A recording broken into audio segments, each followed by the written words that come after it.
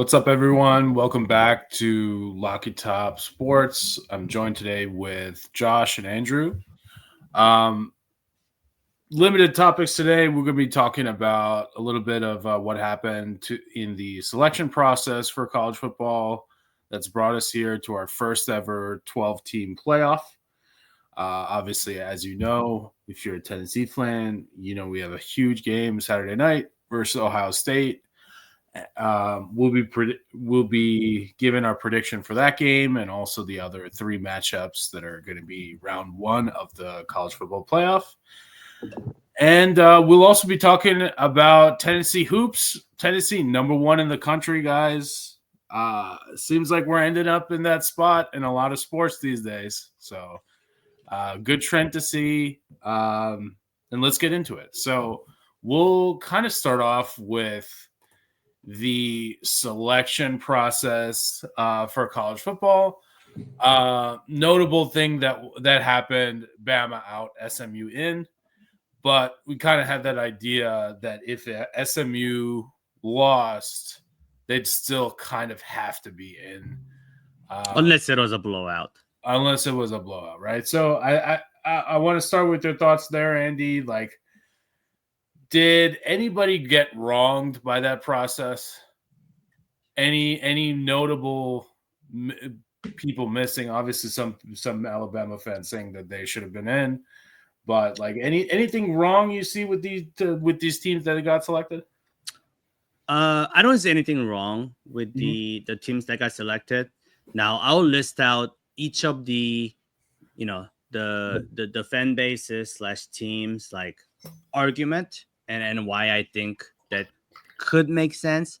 But then I'll also point out the critical flaw in their argument. So for Bama, yes, Bama played a very tough schedule, and Bama, that Georgia win, honestly, one of the best wins in the country. Like I don't like if you watch college football, like I don't really give a shit like what you think about Bama, and we as Tennessee fans want to always hate on Bama. That being said, that Georgia Easy win, target. yeah, that Georgia win, honestly, like you put Indiana, Notre Dame, SMU, any of those people against Georgia, and you tell me, can you beat Georgia on your home field? The answer is no. Texas got a taste of that, right? They thought they could beat Georgia on their home field. They got dog walked. So now the problem is, of course, is how do you have 3 losses? And Right. again, like this kind of reads very similar to our own case in 2022. For Tennessee, when if we didn't lose to South Carolina, and even with the loss, if we didn't lose the way that we did with the point differential and all, maybe you could have made an argument that Tennessee with the win over Bama, win over LSU, who eventually made it to the SEC championship game, who played pretty competitive against Georgia. You could have made that argument, but at the end of the day, the way that we lost to South Carolina was the reason. And to me, committee sort of held that same standards when they applied that versus Bama. And again, there's some pros and cons there, because to me, losing to shed teams at home should be penalized more. To me, Ole Miss losing to Kentucky at home, Ohio State losing to Michigan at home, like that is way worse than some team going on the road in the SEC, night game environment, and really like playing that, right? It's not the same. And I feel like the committee, in a way, they don't recognize that home field advantage as much. But if you get dog walked like that in Oklahoma, do you really deserve it? The answer is no. And again, like now, like I would challenge you guys to come up with the line. If SMU and Bama played today, what would be the line be? And I would think like it's gonna be like Bama minus 4.5 minimum. Yeah. And I think that's like all of us realistically betting where our betting with our wallet, versus like the betting with our hearts. We would put money on Bama, and that's fair. But then again, if you are that caliber of a team, all you have to do is not fuck it up near the end of the season. And that's what they did. And committee tends to sort of reward how the teams play towards the end of the season versus the beginning of the season. I think we've seen that for a while now. We've seen the committee sort of say how citing how, like, for example, the team was kind of like not playing as a unit, but got better as, like, Notre Dame is like a prime example of that, right? Like losing at home to Northern Illinois, to me, that's just like that should knock you out of the playoffs automatically. But because of the steps they've taken since, in their eyes, that's enough to like overcome one bad loss. So for Bama, again, like you have one good win over Georgia, but you have two. I don't want to say two. It's just like really the Oklahoma loss, because like Vandy lost, like it's not like it's that embarrassing, at least like in terms of how the game played. But you knew that if SMU lost to Clemson in an embarrassing fashion, then the committee, I think, has right argument to put Bama in instead of SMU, citing the strength of schedule. Now, Ole Miss and South Carolina, do they have an argument to get in? Ole Miss also has a good win over Georgia, at home versus Georgia. But then they also have this embarrassing loss to Kentucky. And they also lost to Florida towards the end of the season. And I think the committee kind of looked at way Jackson Dart kind of, handled that like pressure, like double. I don't know. How many times do you see a pick nullified and a repick to end the game? Like that was the nail in the coffin for Florida Gators. Ole Miss Rebels. And then, sort of going to South Carolina. Then South Carolina, they did get screwed by that LSU game officiating. Like they should have won that game by 3 touchdowns, and like that was objectively like one of the worst like officiated games that I've seen in college football in a while. But that being said, you also can't get dog walked by another team on your home field. Like they got like basically shut out by Ole Miss, right? So like to me, that one bad loss at home just outweighs everything good that they done. It's Right. like, oh, okay, you beat you beat A&M, but like, what is A&M? Like A&M is like dog shit now. Like all of these like talk about wins versus like ranked opponents doesn't really matter when you look at it as a holistic body. Like you don't see Tennessee fans sitting out here and saying, oh well, we had a lot of ranked wins. Like Oklahoma was ranked, NC State was ranked. Like, does anybody like give us credit for that? They don't. So Right. why should South Carolina get credit for some of those like ranked wins? Oh, like Clemson top 10 win. Was it really a top 10 win, or like was Clemson just kind of like a top 15, 20 team in the country that just won the conference because that conference just consists of bunch of like dogpile teams. Right. So, Josh, do you think that similar question? Do you think anybody should be pissed off? I think if anybody has a real hard argument to be pissed off, it's probably South Carolina. We've kind of covered that. Andy alluded to that a little bit in his monologue there, but I would say that they have nobody else to blame but themselves. I go back to the LSU game probably being the biggest one.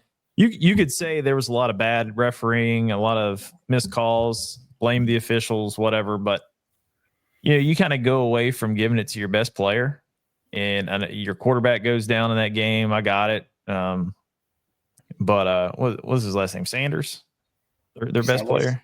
Sellers. No, not Sellers. Rocket Sanders. Rocket Sanders. Oh, yeah, Rocket Sanders. So you go away from giving Rocket Sanders the ball, and you kind of sealed your own fate there. Yeah. I mean, Rocket Sanders time and time again bailed them out throughout that game. I would argue that Sellers going out probably actually helped them. Yeah. Because Sellers wasn't even really playing that well at that point. The point to when he got knocked out of the game. So Rocket Sanders not getting fed the ball every single opportunity they could have leveraged, I think was kind of their undoing. Goes back to coaching, which we both, all of us know here that Shane Beamer, fraud alert. Well, I would also say, you can't ignore a head-to-head. And this, as a Tennessee fan, going back to 2022, I got it. I didn't really appreciate how the committee ended up putting Bama ahead of Tennessee, even though both teams had 2 losses, and we beat Bama. Like, oh well, you know what? If they play again, like Bama would beat Tennessee. Like, why is that a consideration? Like, do we not play the game? Like, well, if we're gonna just do the hypotheticals, like, why do we even play the games? Like, hey, look, clearly South Carolina played Alabama, they lost. They played Ole Miss, they lost. I'm sorry, Chase, but hey, if you wanted to get in the playoffs, maybe you should have beat one of those teams, and you'd There have you been in the go. playoffs very solid. So Yeah, end of story. I think the main thing for me that the committee got right is leaving SMU in. Yeah, because if you didn't, you'd be in a very sticky scenario where you were one loss team in a conference championship and eliminated, right? Versus giving a 3-loss team a spot in over them. So I do think that the main point that they came through with putting SMU in is, hey, we, making the conference championship and losing is okay because it's a sense of, achievement in itself to make the group of 4 or group of 5. Yeah, committee made no picks that would have outraged really anybody. They kind of kept it all kind of copacetic. Conservatively, yeah. Yeah, very conservative. Word manual, again, dud. I mean, that guy, I think he's he's just like watching paint dry. That's how much energy he brings to any of those selection shows. But I would say the one thing that I think that they got wrong is giving lower ranked teams buys, even though they won, just because they won their conference championship. So last thing I'll say about the selection, I think we collectively as the college football universe need to really look at how we see these guys. I like the BCS model. I know I've seen a lot of that floating around, the social medias. And I think that would probably be the best. It takes the subjectivity out of the human element out of probably making a bad pick for some of these selections on giving some teams a bye when they're actually a lower ranked team. I mean, there's no reason in the world that who are the 4 teams? So you got the ones that got the bye. You got Georgia got the bye. Oregon got the bye. Arizona State got the bye, and Boise State. There's no way in hell that Arizona State and Boise State should have gotten a bye over Tennessee. There's just not. Agree. Yeah. So that's where I would say, committee, go back, look at that, fix it for next year. If you win your conference championship, and again, couple that with like the BCS standings with the computers, with all the different models that they have on the way that they can seed teams. Put those 1 through 12, automatic qualifier for conference champion. I say keep that, but not automatic bye. Top 4 teams in the country based on the BCS models are the ones that get the bye. What do you guys think? Yeah, I think that's pretty fair. Again, like if you put what's the Penn State versus ASU spread? What's the Penn State versus Boise State spread? What's the Texas versus ASU spread? You get what I'm saying, right? Like these teams are going to be favored versus the teams with the bye. And not to shit on Boise State, but Boise State 3. No, go ahead and shit on it, man. Like, come on, man. It's a joke. Come on. I will say that their one loss was to Oregon by 3. And they were winning most of that game. I think people I mean, and also like it's just say like, is Oregon legit or are they frauds? We'll get to that in a little bit. I think it's gonna be potentially Georgia versus Tennessee Natty. I mean, that's not far off. I think just we talked about it on the last show, Naveen. It's just really hard to beat Tennessee or Ohio State on that 8 and 9 seed. Yeah. I feel like whoever wins that steamrolls the next round. So yeah, I think Oregon's. I mean, they're just sitting there waiting to get their shit pushed all the way in by either Tennessee or Ohio State. yeah, Then you look at whoever's going to be waiting on you in Dallas. That's probably going to be Texas. You have to beat Texas and Dallas, and then Georgia and Atlanta. So good luck with that if you can do it. yeah. You definitely deserved it. You earned it. All right, so let's get into the round one of the playoffs. Again, these are the non 1 through 4 games. So we'll start chronologically with Notre Dame, Indiana. We saw what happened to Indiana when they played like a real team, Ohio State. Yep. I don't think that Notre Dame is at the Ohio State level. I'll be honest, guys. Like maybe last year they were, this year not. But I do think that Notre Dame is going to win this game and cover the 7. I can imagine this being somewhat of a maybe low-scoring game, maybe defensive game for a little bit. But I do expect Notre Dame to cover the 7 points. Andy, your thoughts?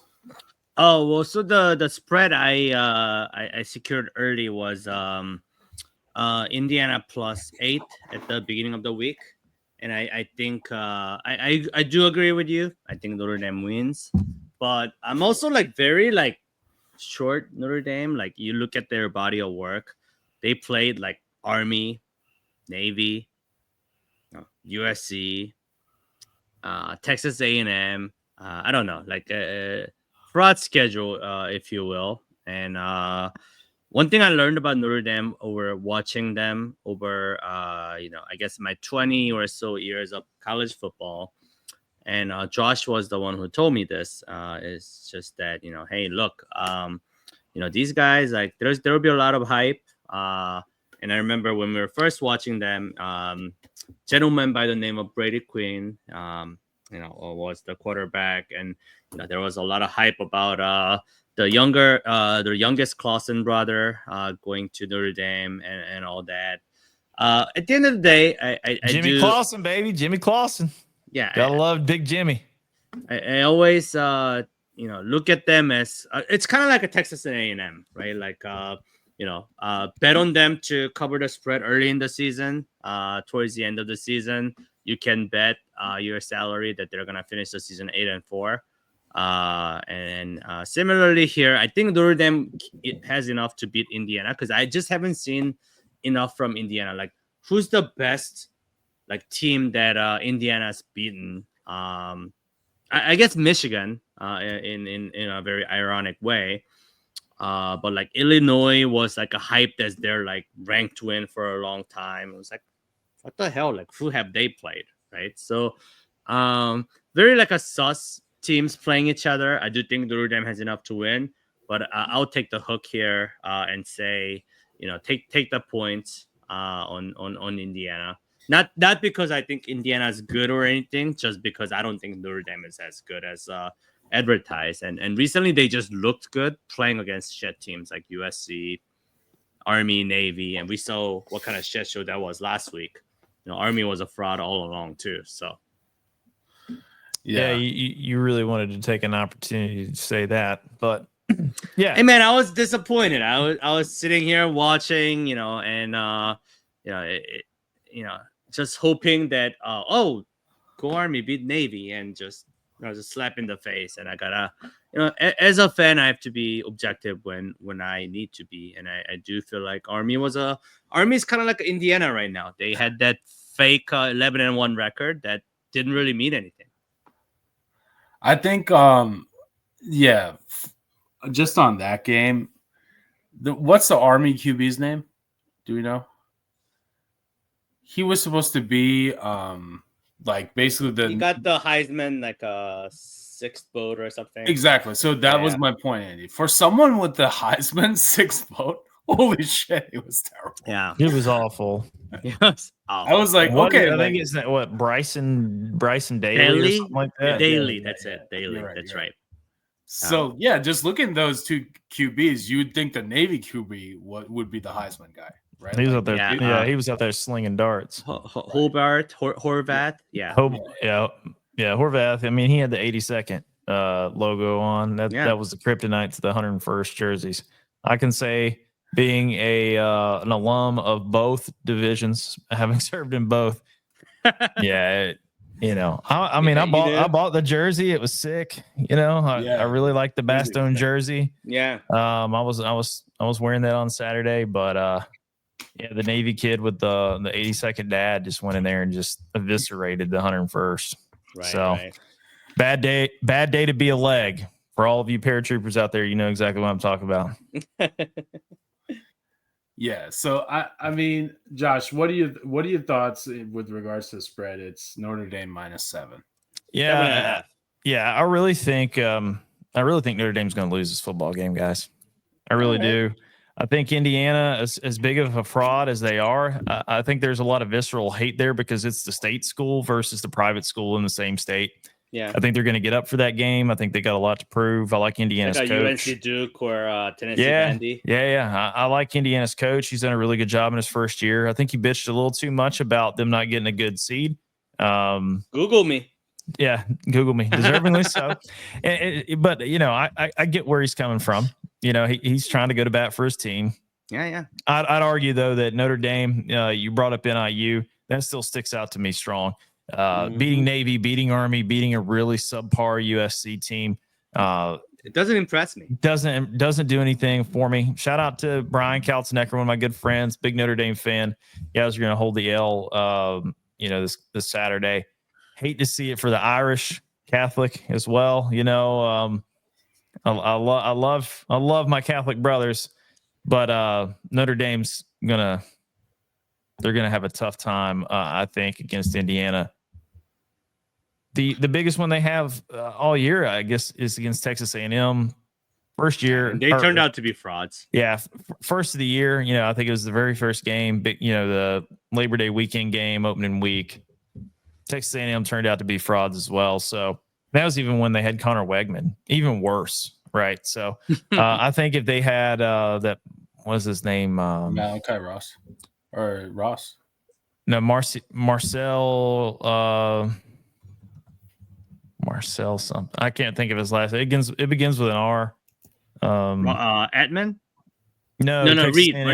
Marcel Reed. There we go. Yeah. Marcel Reed. Yeah. If A&M had been playing Marcel Reed against Notre Dame, it wouldn't have even been close. Yep. So I say all that to say Notre Dame. Indiana. All right. Enjoy it. Indiana. Give me Indiana. Upset alert. Okay. Next game we have SMU Penn State in Penn State. Can I go first on this one too? Sure. If anybody's listened to this show all year, I think we all know. I think we all know where I'm going to go here. Oh, yeah. And unfortunately, I'm going to think with my head and not my heart on this one. Give me Penn State. Give me Penn State to cover. SMU is just now dipping their big toe into the big boy water of college football. They got to make that long trek from Texas all the way to Pennsylvania. I don't think it's going to be, one of those games that SMU is going to just walk out of. James Franklin's going to pull the horseshoe out of his ass. Penn State's going to get the win, but then they're going to be met with a really heavy dose of reality in the quarterfinals. But Penn State covering. Go Nittany Lions. All right. Very surprising take from Josh here. Finally conceding that Penn State. Hot take. Scorching hot take. I'm also on Penn State. I wish it was 7, but it's 8.5. Fuck it. We ball -8.5. Give it to me. Yeah, they're going to win by 10. I'm going to be the redheaded stepchild here. Easy there. Easy. And We'll take SMU here, and here's why. Here's why. And this is my favorite stat against James Franklin. James Franklin is fucking amazing at going 10-2. Just beating up teams with less talented teams, but always folding against any team that resembles, an elite team, a top 10, whether that's like by talent or coaching or whatever it is. So here's like James Franklin versus top 10 opponents, right? In his career, 3-17. 3-17. Yeah, James Franklin versus he's a top 5 Vandy boy, teams. Andy. He's a Vandy boy. Don't forget. Deep down, he's still a Vandy boy. James Franklin in his career versus top 5 teams, 1-18. And now I remind you, Penn State, very similar in terms of like talent, in the conference, like to where we are as Tennessee fans, right? Like, you can argue like Ohio State and like Alabama, very like similar blue blood status, within the conference that's historically like objectively dominant, whatever, like, our pride aside. But you as like a Tennessee coach or like a Penn State coach should be able to dominate everybody else, like given your money, the resources, the recruiting. But and sometimes if you give enough chances, you will beat these good teams. Like even Vandy beat Alabama this year. But Penn State just never good at beating Michigan or Ohio State. Like they beat Ohio State once on a fluke blocked field goal, fine, one time in 15 years. His record against top 10 speaks for itself. SMU happens to be just sitting at top 10, which is why I think this nice backboard here, 3-17. I can't fade it. I'm gonna go with SMU, and Penn State gets reality check. They think they're some elite team. Okay, we only lost one game to Ohio State. We're like one of the better teams in the country. No, like, dude, you play Iowa, Illinois, Northwestern, Rutgers. Like that schedule is so soft. Like, and we saw what happens. Like, when teams like that face like real competition. I mean, even like look back at one thing I always like appreciated Butch Jones for is that he beat the fuck out of mediocre Big Ten teams every single year, whether it be Northwestern, Iowa, or Nebraska. And we continue to do that, right? Like, what was the score where Nico started his first game versus Iowa? 38-0? 35-0? 35-0. 35-0. And Iowa was what? Like, number 1 defense in the country. Yeah, number 17. Tennessee was number 21. Yeah, like why? Why did they have the number 1 defense in the country? Because you didn't play anybody. So I'm going to sort of apply that same logic. Looking at Penn State's schedule, really the only team they played was Ohio State, and they lost that game at home also, mind you. So I'm gonna say Penn State, like their hopium, it's over. I'm taking SMU to advance, which is also like great because like I think that's gonna justify the committee's decision to leave Bama out, and then Bama fans are gonna be more pissed, and I'm sure they're hoping that SMU gets blown out just to be like, oh yeah, like we told you, like Bama deserved it. SMU didn't belong in the big boys game or whatever. So that's what I'm going with.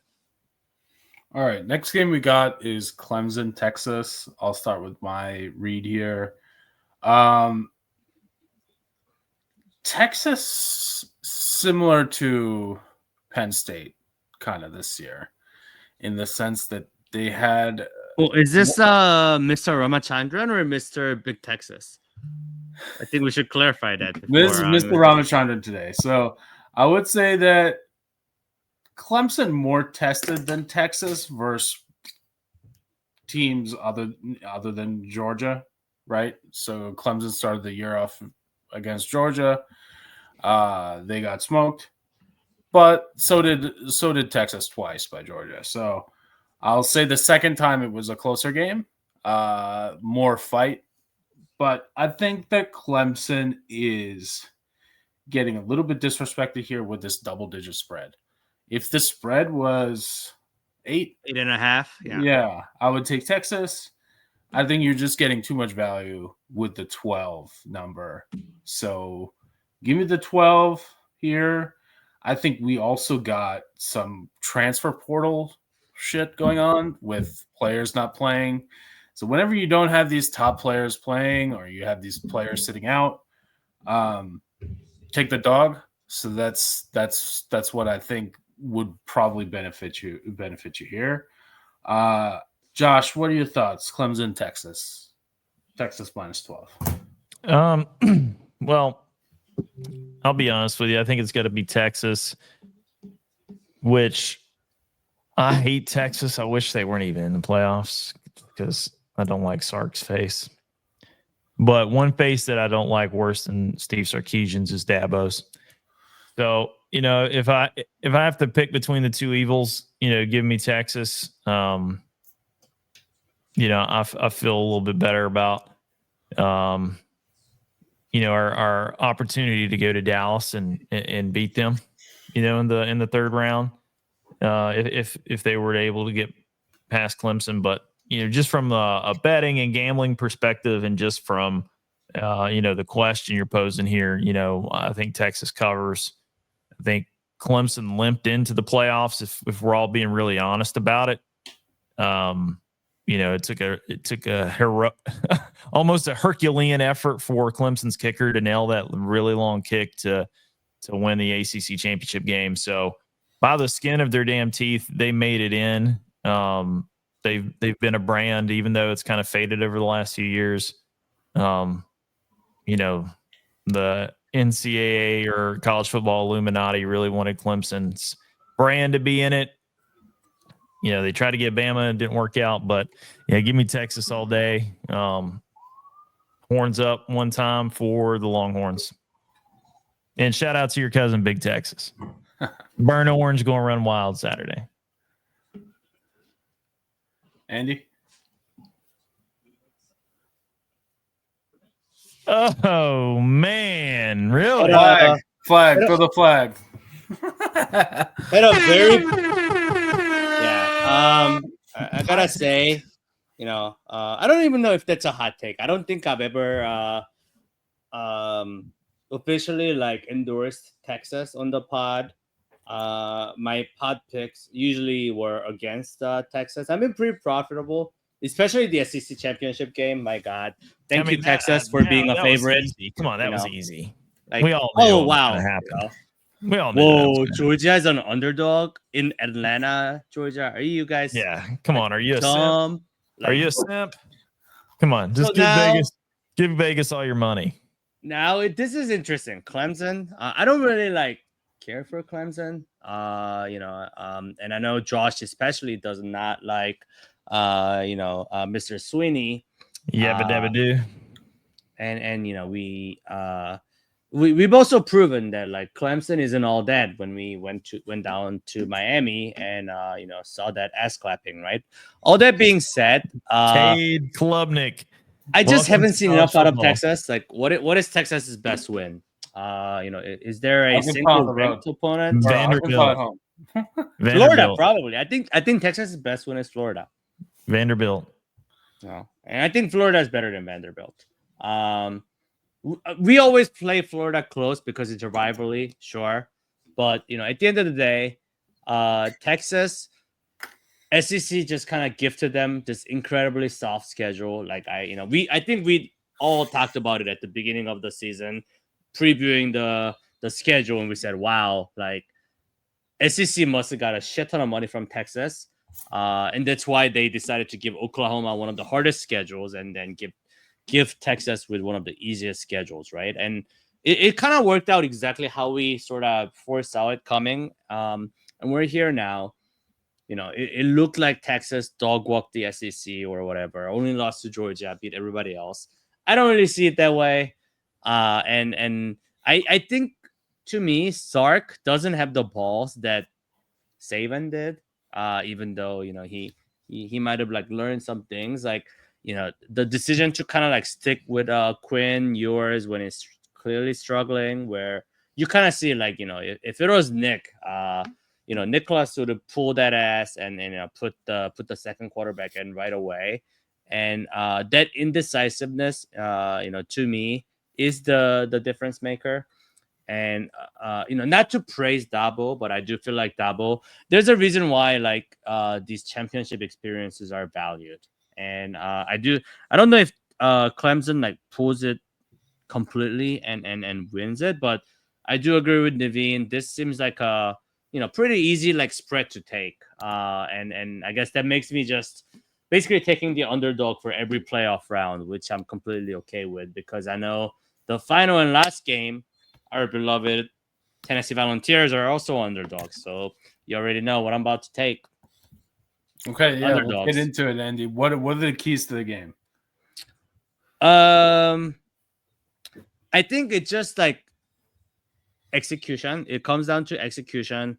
I think Ohio State Michigan game kind of showed us that, Ryan Day, especially Chip Kelly too. Like if you think about Chip Kelly, I feel like they're playing the game with a lot on their like shoulders, like trying to prove something rather than figuring out what the best way to win is. Like there was no reason for Ryan Day to be, following this Urban Meyer quote of, oh, who wins the battle in the trench wins the game. Like, dude, like you have NFL wide receiver pipelines. Like, you had Maserati, and you had Garrett Wilson, Michael Thomas. Like you're known for that, and you right now on your team, like you have like 3 NFL first round draft talents, like literally.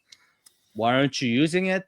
All that being said, I think the cold weather, and I feel like a lot of people talk about that cold weather. I don't know, like the way that these two teams play, actually, right? Because like Tennessee's not a quarterback or like like a pass heavy team. Like it's all based on ground and pound. So I almost like I feel good about that, honestly, just because of that, knowing that Ohio State is strong, sort of, their strength is the passing game. And the cold weather, it's not gonna be beneficial for them. And our secondary is like pretty decent. If we can just apply like decent pressure to Will Howard. Again, like it's not like Will Howard is a world beater quarterback here. Uh, my worry is kind of like what we did in second half versus Georgia. We should have pressured the shit out of Carson Beck. We didn't. We gave him all the time in the world, and we let him sort of dissect our secondary. I hope that doesn't happen, but I'm feeling pretty optimistic because I do think their weakness is their O line, and our strength is our D line. Okay. Yeah, I think we got to be ready for adversity, right? Like, what are we gonna do after Dylan Sampson's first fumble? How are we gonna respond to that? If Nico throws a pick, what happens? If we get burned in the secondary, if they decide to pass the ball, how do we respond to bounce back? I think we have the tools to play a cold weather game. Like you said, Andy, one of our strengths is the run game, and the other strength is the defense. So shouldn't be that much of an issue adjusting to that. And it's also not like Knoxville doesn't get cold. Like it's not fucking California there, right? So let's be honest. Tennessee gets cold, man. I'm telling you. Yeah. I mean, Josh can. No, it definitely gets cold. It definitely gets cold in Tennessee. So yeah, I don't think that's as much of a jump as people are talking about in the media. But again, like I said, I think that how do you handle adversity? How do you bounce back when something goes wrong? That's going to be how the team goes. Josh, you're going to the game. What are you looking out for in terms of gameplay, strategy, that type of stuff? Well, the first thing I'll be looking out for is some way to kind of stay warm. Just from a selfish perspective, I'll probably be wearing my Bud Light jacket out there. You know what I'm saying? Be staying warm, getting some good old adult bevs in the belly before I head on down to the shoe. Jacket. You know what I'm saying? That's right. But there's really three big things for me that stick out right off the top of my head, and I kind of hopefully try to what did Trump say? Kind of web all this together, or weave it all together. All this together. Yeah, weave all it together. So the biggest one for me is where Ohio State struggles the most is their offensive line play. So I really need to see our defensive line, which I think is Tennessee's biggest strength, to come out and really play and own Ohio State's offensive line. We got James Pierce, hopefully wreaking havoc in that, offensive backfield for Ohio State all night. And if we can do that, I think that'll play for our advantage. Second part, win first down. If Tennessee can win first down, they're going to have a great night Saturday. We need to get in a lot of second and third and shorts to kind of give us the opportunity to open up the playbook, let Heupel and our offensive staff really keep Ohio State guessing, run or pass. I think that there's a belief out there that we're going to just come in and try to run the ball because it's going to be cold. There probably is a little bit of truth to that because, cold games do favor teams that can win the line of scrimmage. And we've shown all year that, our run game has been really effective. The thing that concerns me the most when we talk about opening the playbook up is protection on the edges on the offensive line. We've seen time and time again, Nico has kind of been susceptible to a lot of pressure on the edges of our offensive line. So we shore that up. I think we've gotten a lot of guys healthy, which has been very key for Tennessee. Not playing in the SEC championship game, getting some guys healthy. Even the early start in Vanderbilt, man. I mean, we was able to start rehab immediately there on Thanksgiving Day weekend, which is really good. And then the third piece, we talked about the playbook. Probably the most important part for Tennessee, Nico Iamaleava, and the way that he plays. I will say, we were all there. We saw it. That vicious hit that he took against Alabama. Nico, since the second half of Bama, has completed over 67% of his passes. He's thrown for 1,370 yards, and he's thrown for 12 touchdowns. To me, that tells me that the light has come on. Something clicked with Nico. You could argue maybe that knocked all the jitters out of it. Yeah, you know what I'm saying. So I think Nico going into that game Saturday, and we could go all the way back. We could roll the tape all the way back. I know we talked about this in one of our first shows of the season, maybe even the first show before college football went live, and Nico was quoted as saying that he enjoys away games more than he does playing at home. Just gives him a little something extra, right? And just like me, man. Yeah. And with Josh Heupel's record on the road, we need a little something extra. So, Nico, I need you to be the Polynesian prince that was promised, buddy. I need you to show up. I need you to give me those stats that I read off at a high level, and give me Tennessee to cover +7. Going to the Rose Bowl against the Ducks, and it's going to be a night that we're going to be able to drink from the keg of glory, and hopefully throw some goalposts. Been a lot of chatter about that, ripping down goalposts in the shoe and taking them to the river there right beside their stadium. So we'll see how that shakes out. It looks like there's a lot of police presence there on Ohio State's field. In pictures that I've seen, post-game pictures that I've seen floating around, they have a big police presence to try to prevent that. But guys, I know we've talked about predictions and stuff, but one of the biggest predictions for me is, man, I think Tennessee's they're gonna take 20 to 25,000 fans up there to the shoe. What do you guys think about that? You think Tennessee's going to travel? Tennessee fans are going to travel well? You think they're going to be able to take over the shoe like this campaign that we've been seeing going down on social media is kind of saying it's going to shake out to be? Yeah, I think so. Another thing I noticed is like this would be a discounted game at Neyland, right? $200. Absolutely, dude. Right? Like there's So- no, you there's just no gotta way make the you drive. You just Listen. gotta make the drive, book the hotel, and buy the tickets, right? It's cheaper That's than right. going to fucking Neyland. You couldn't have went and saw Tennessee play Kent State cheaper than what you could go to this Ohio State game for. Exactly. Unless you lived in China. Right. You had to fly all the way to Knoxville. Yeah, that would be the only way. So I think that plays a huge part of it, Josh. It's like, oh, wow, this is a unique thing that I get to see this first 12-team playoff game. I get to play a premier program, right? It's not like, Not for nothing. You know, one of the biggest things that stuck out to me, and I know I was ribbing you guys about it when we were talking about going to the game, and for whatever reasons, you know, why I'm going, why you guys aren't going, and you know, whatever. But for me, the thing that really stuck out was, I mean, it's the shoe. It's one of those marquee venues in college football, you know.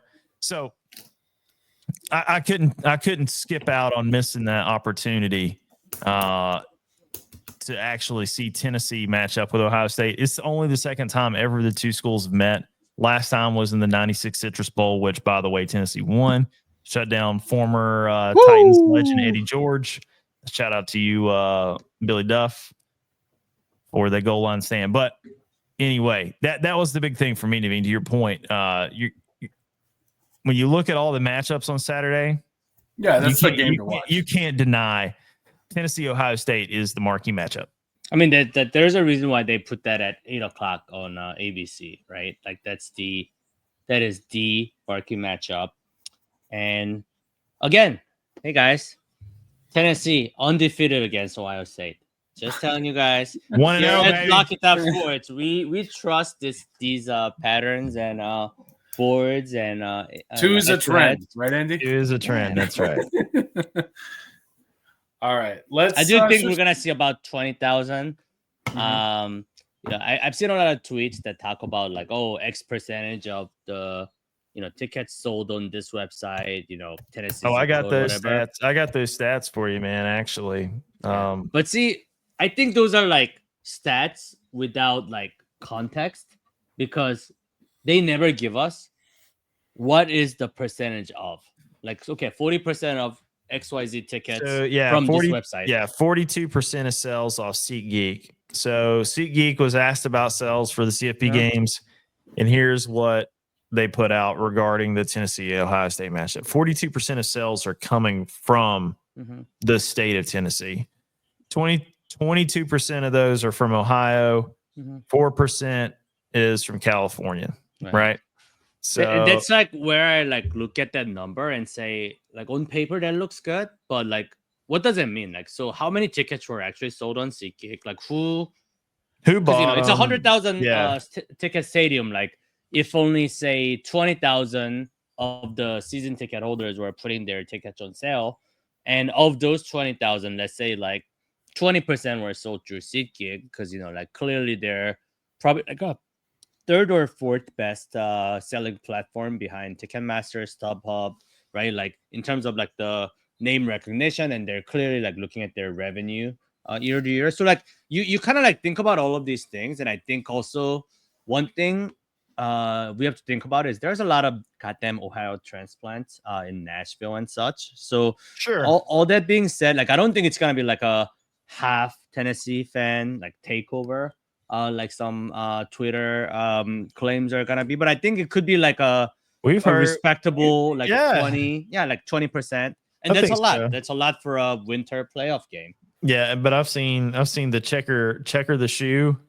Oh my god! Like ain't no way that's gonna happen, but it is kind of giving me. We couldn't even check her Vandy. Come on, we're not gonna check her. I think it's giving me. Well, I think it's giving me really big LSU 22 vibes. I think that's kind of the turnout that we're gonna see. I think there was close to between 18 and 20,000 Tennessee fans that went down to Baton Rouge. So I could see that same kind of trend, maybe a little bit higher because it's a playoff game. The drive up to Columbus from Knoxville, so like for the lucky arguably easier than driving down to Baton Rouge. Absolutely, without a doubt. I live over in Eastern North Carolina right now, so it's a little bit more of a drive for me. But there's no way in hell I'm getting stuck in the airport on the busiest weekend in the United States for air travel. Just not gonna do it. Yep. With Christmas coming up, but I will say to put a cap in on all this Vols going up to the Horseshoe. If Tennessee fans are gonna have that many people show up, there better not be a fucking trail of tears going all the way back to Tennessee. Vols got to go up there and win. Period. Yeah, Trail of Tears, it's a historic event that hopefully only happens once, involving the state of Tennessee and all that. So, all that being said, Josh, we look forward to you having us some live content. Hopefully, when we have our pod / recap next week, you'll be able to, kind of tell us, what it was about. I know Ohio State band is. We're doing reaction on Saturday. We're doing right, wrong, or indifferent. Well, I just don't think you are gonna be able to do it because, by the time the game's over, I'll be able to do it. Midnight. You're not gonna get any service in Columbus, Ohio. No, we'll be able to do it. I promise. Okay. Well, cheeks will be clapped before midnight. For the Buckeyes. So. Yeah, me and Chad might be able to dip out a little earlier. There's just no fucking way that you, of all people, we're gonna make even if the chicks are clapped, we'll do it live. are gonna leave early. I don't care. We'll do it live. We'll do it from stadium. I do not care. We were there at LSU. We were clapping cheeks. Naveen dipped out. I remember you were like, no, we are not leaving until the damn clock hits 0. So I know you already don't even bullshit me there. There's no way you're gonna dip out early. Come on, maybe you'll do live in the stadium. Look, man, I love Tennessee and I love staying to the end. Don't expect if we're winning, a developed infrastructure. If we're winning big and I can dip out with a 9-degree real feel, that's the thing, Andy. That's when you need to dip out early. You know what I'm saying? I have to when it's 100 degrees, but it was 100-degree real feel at LSU, and we didn't dip out. Naveen dipped out. It's like, yo, Andy, I can't do triple-digit real feel. Naveen wasn't built for it, man. It was a sight to see. To be honest with you. Oh, come on. This South Asian guy wasn't built for the heat. If anything, he's the one that's built for the heat. Hey, New Jersey took it out of it, man. New Jersey just sucked all that built for that heat right out of his ass. Sorry. All right. Anyhow, so we're all agreeing that Tennessee plus 7.5 is our consensus here. Yeah. Yeah, absolutely. 7.5. Yeah. What do you guys think about the over under? Very low. I mean, I'm guessing given the temperature, rock fight. Yeah. It's 46.5. What do you guys think? Give us a final score prediction. 23-21. Tennessee. Very close. Okay. 44. Naveen? Yeah, I'll say a little bit higher, 27-24, and I'm not saying who's gonna win. Okay. I'm going with you didn't make a pick, Naveen? No, I mean my spread pick is plus 7.5. Who's gonna win? I'm not sure. I hope it's Tennessee. I'll say that. Naveen's just gonna pick over and spread parlay. Just take the plus. Hold on. I gotta stop the record 2 times. Naveen, what's up? Who is winning this football game? I went on 3 keys to victory. Okay, I need the head Vol fan in Lodi, New Jersey, to tell me who's going to win Saturday night. I think Tennessee can win. Will they win? That's what I'm asking you. I'm not asking you. I think what so. You think. I think so because we have we have a little bit of a lame duck coach. Yeah, Ryan Day. Right. Everybody's waiting to hire Mike Vrabel. It's in like Ohio. Come on. it's like expecting Joe Biden to like do something crazy right now. That's the best way I can put it because he's out, dude. He's out. Chip Kelly's out. All these guys are out. They're all done, so yeah. These guys are getting ready for the NFL, right? The players that can make it, and then everybody else is trying to transfer out. So I do think this is the best time possible to play Ohio State. So yeah. I do think we can win. Okay. 27-24. So Tennessee's winning. Got it. Thanks. Yeah. So let's get into college basketball. Guys, Josh, can you give me the horn? Number one with the bullet, guys. Number fucking one in the country. One. Yep. So I think like guys, this is really, really exciting stuff. We were kind of talking pre-podcast here. It's like it's kind of similar to the Peyton Manning, T. Martin kind of saga. If you want to say that Dalton is to Peyton as T. Martin is to Chaz Lanier. I'll start with that kind of question, Andy. Like, it seems like we had, our best team last year, but this year, no slack in our MAC at all. So that I think it's interesting. I think it's cool. What do you think, man? Like, what do you think about our team makeup this year? Well, I did some advanced scouting for you guys. I went to MSG. Watched us play against Miami team. I also stayed a little bit to watch, Calipari's new Arkansas team go against Michigan. Saw Devine's favorite former Vol, Adu, put up a stinker. And, all that being said, like I do feel like really good about the way they play and how they operate as a team. It's really crazy because like even the game I went and saw, like they weren't shooting all that great. And they just played, like look at their schedule. Like they haven't played any like world beaters, but they took down some ranked teams like Illinois, Louisville, Baylor, down in the Bahamas Classic, and you look Baylor at like how Baylor was number 12. That's what I'm saying, like the ranked teams at the time, right? And led by a former Duke transfer or a former Duke player, excuse me, Jeremy Roach.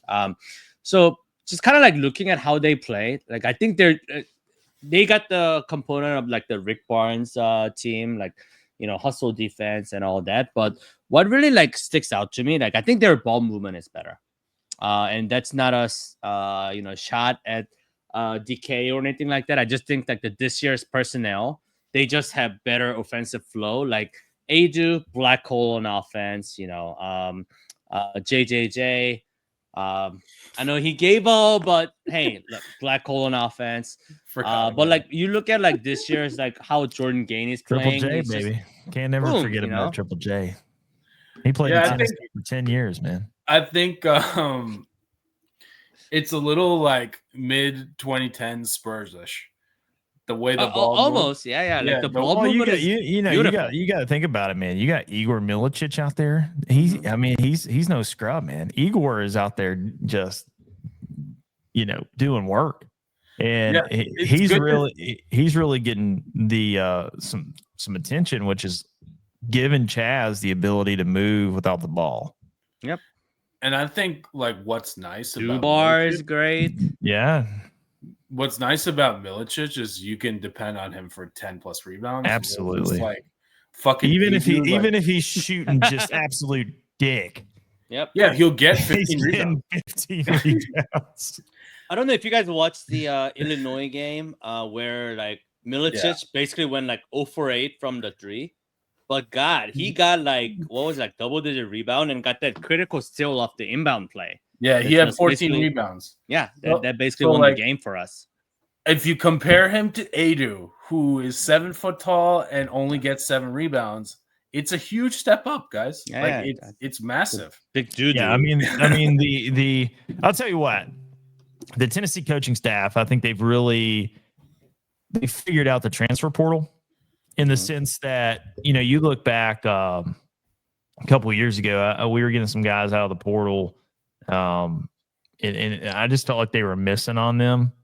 But Dalton Connect being the first real gem they found in the portal, then you have Dubar, you have Chaz Lanier, Igor Milicic coming in. I mean, I really think that Coach Jordan Gainey and Coach Barnes have done a really good job attacking the portal and getting some really good pieces to complement some of the core foundation of like their actual brand of basketball in the program that they've kind of established there. So shout out to the coaching staff. And I think just to add, Josh, like what's nice about it is they're not coming from Duke or UNC. They're coming from like North Florida. North Florida, North Colorado. Give us the North UNC Wilmington or UNC Charlotte. Yeah, it's not like, oh, okay, like this is a guy that didn't play on Duke. Let me get him. It's people traveling all over the fucking country to find these guys. So it's good in that respect that we have. Right, it's not lazy recruiting. Yeah, it's like they're going deep. That's why I'm saying they have it figured out. I mean, because to your point, you could be really lazy and just try to find somebody. And I think time and time again, it's kind of proven that if you're bringing someone that's kind of a malcontent from another big time school like a Duke, Carolina, Kentucky.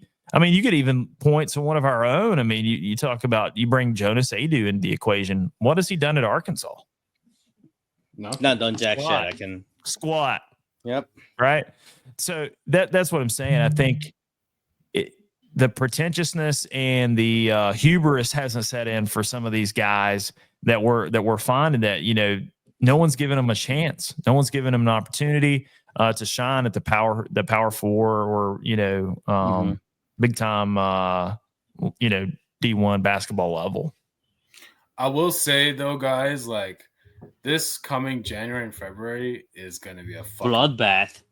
Like SEC, I just looked at this is the toughest I've ever seen the SEC. Oh yeah, Florida and Tennessee are 11-0, right? And none of these teams have played like in conference. Let's start with that. Yeah, we're about 3 weeks out from conference play. Yeah. So the worst teams are Alabama and South Carolina right now. South Carolina, who just beat ranked number 24 team Clemson, right?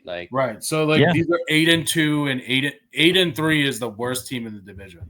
Yeah. Or in the conference, right? So just to put that in perspective, they've got teams all over the board here that can win versus each other. And it's going to be a fucking crazy bloodbath. Auburn, Alabama. Yeah, Kentucky is better than I thought. Yeah. They kind of handled unfortunately, Oklahoma, even Vanderbilt. Oklahoma, Florida, those teams are good too. So we'll see the usual suspects plus these other teams kind of coming in. Yeah, I mean, Oklahoma's about to beat Michigan right now, sure, as we speak. So, let me get you guys' thoughts on this real quick, and then we'll kind of wrap this episode. But as it stands today, we're looking at Tennessee, number one team in the country. We've seen three out of the top 5 currently right now going into Christmas season and right before conference play. 3 SEC teams in the top 5. I think you have 9 ranked in the top 25. Who's your SEC champion at the end of the year, Naveen? Regular season or the conference championship? The regular season is the only one that matters. Yeah, regular season. Auburn. Okay. All right, Andrew, to you. I think it's Auburn Tennessee co-champ situation. Tournament wise, who the fuck nobody knows? I think but really nobody cares. I think Barnes learned this lesson that going for that trophy doesn't really do you any good, as we've seen in 2021. It needed to be done. I'm glad it happened. Right, just to get the hardwares, hey, they matter, but regular season SEC title, bring it to me. SEC tournament, whatever. Who's your pick? My pick to win the conference, man. Tennessee alone? Yeah, give me Tennessee. Give me Tennessee, man. I mean, Hottest of the picks, Volcano. I think Josh Ricker picks Tennessee to win. No way. yeah, fucking breaking news. I know, right? But no, I mean, point me out anybody else that's got their guard playing at a high clip like we got Chaz. I mean, we got again all the folks that we named in the thing that travels, boys. The damn thing that travels, that's fucking defense, right? And time again, it doesn't matter what we do on the offensive side of the basketball, which I think all of us could agree has been really good so far. Andrew, you saw it the other night in MSG against Miami. I mean, defense travels, and traveled all the way up. You ain't got to worry about a Rick Barnes coached basketball team on the defensive end of the game, right? All right, let me ask you this, Josh. And I can't really answer this question because I didn't even know what Tennessee football or Tennessee basketball was. This is pre me learning about the great state of Tennessee and its athletics program and the university. Same goes for Naveen. I doubt he paid much attention. So let me ask you, what did it feel like in '98? And does it feel like '98 right now? And I can say that for both football and basketball. As we're in the middle of sort of going through the playoffs, and also like obviously it's early in the season, but as Naveen alluded to earlier, we just lost arguably our greatest individual player ever in Dalton Knecht in terms of the accomplishments. Winning like SEC Player of the Year and getting all consensus All-American, blah blah blah, and having lost him, but then the team is kind of flying high. Almost you can make the parallel comparison to how the Tennessee football team, having lost Peyton Manning, started to sort of get in the groove. So as someone who's experienced that, tell us, like, does it feel like '98? Should we bring out the Windows 98 closing sound as the sound effect here? Tell us, man. Does it feel like '98 or what? There are some parallels, but I would have to go back and really think on that a little more to give you a more in-depth answer to your question. Right. But right off the top of my head and my gut feeling is kind of no, in some ways, just because Peyton Manning was loved for such a long time, where we only had such a short time with Dalton. I kind of understand the relationship of, we say that, Peyton in this situation was obviously the ambassador, the greatest football player, and now the ambassador for, Tennessee as a brand. He'll never have to pay for a drink in Knoxville ever again, or I'd argue even in the entire state. Dalton Knecht, unfortunately, was a victim of circumstance, and he was only here for a year. What he did for us, he probably had one of the most prolific seasons in Tennessee history. I don't think he could go down as far as being the GOAT. For me, if I'm looking at in the annals of Tennessee basketball, I think there's some guys out there that I would still have a little higher, just from a career standpoint, and on the GOAT conversation for Tennessee basketball. Do I think that Dalton Knecht has more of an opportunity to have an impact on Tennessee basketball from a brand standpoint, just for what he's doing in the NBA right now? Absolutely. And I would argue that that's probably on par with what Peyton Manning did with his longevity in the NFL for Tennessee, right? So those two things can, I think, be kind of comparable. As far as the football team goes, I would say there are some similarities because this is the first year of the 12-team playoff. Tennessee won the first year of the BCS.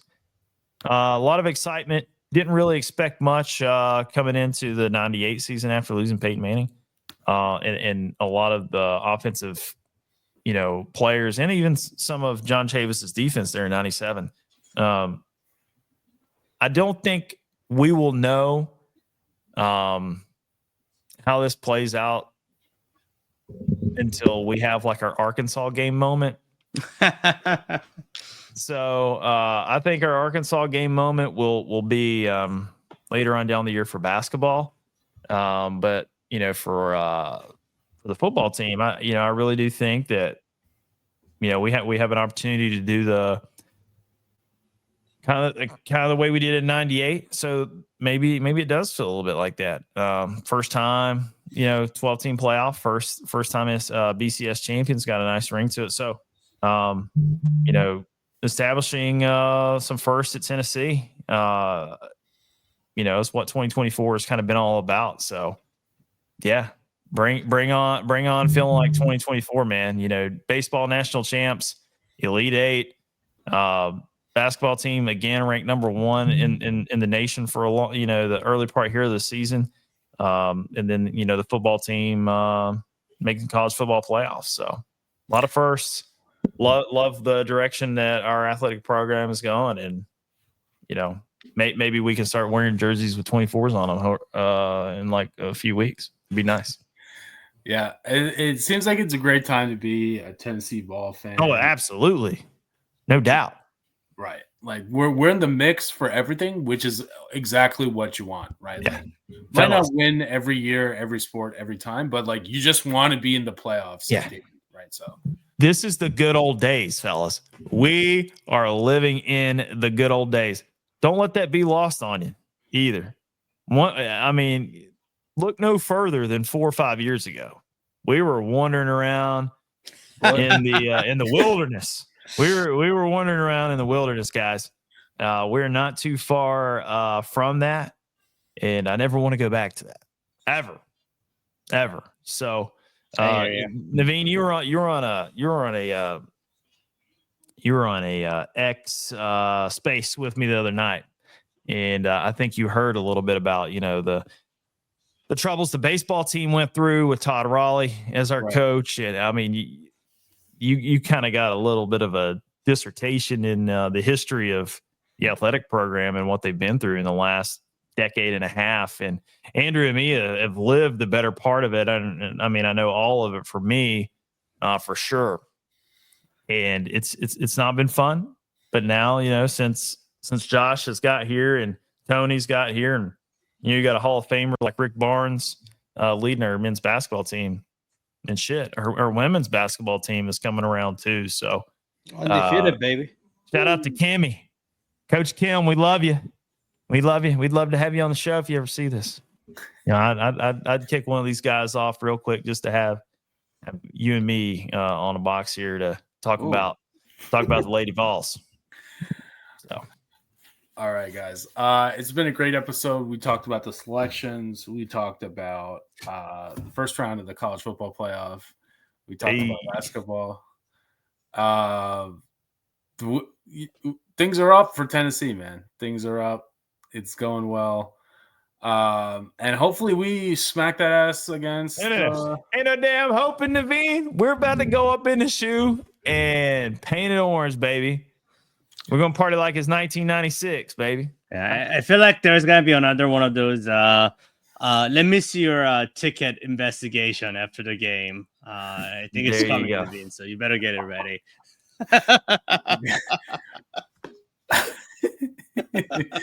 Yeah, I'll be ready for that. But yeah, Josh, have a great time in Columbus, and bring home the win for us, babe. Hey, road warrior, baby. I'm going down, or actually going up to Columbus to collect, rinse fucking do. I'm coming to see you, and it's going to be in the shoe. Let's get this dub. Guys, we're in the playoffs. Be happy. Vols are back. Just like Coach Fulmer said a couple years ago, when the Vols are back, and we're going to start taking a bite out of everybody we play's ass. For Locky Top Sports, I'm Josh. That's Andrew. That's Naveen. We love you. Like, subscribe, share. We'll be back to you on Saturday night, hopefully with a college football playoff victory. Tell me, you're gonna be the one going to the midfield and planting the flag. The amount of Are you ready debauchery- to commit a felony, listen, Mr. the amount of debauchery that I am prepared to partake in Saturday night if we win that game is unmeasured. I'll just say that. And it is Christmas time. I need to get back to my family. But I read the legislation. All you gotta do is just not plant it in the midfield. You can still plug it in the end zone. End zone. So hey, keep that in mind, man. There's options. There's options. Yeah. But again, Naveen, Andrew, Josh, this is Lucky Top Sports. We love you. Happy holidays. Go Vols. We'll see you next time. Go Vols.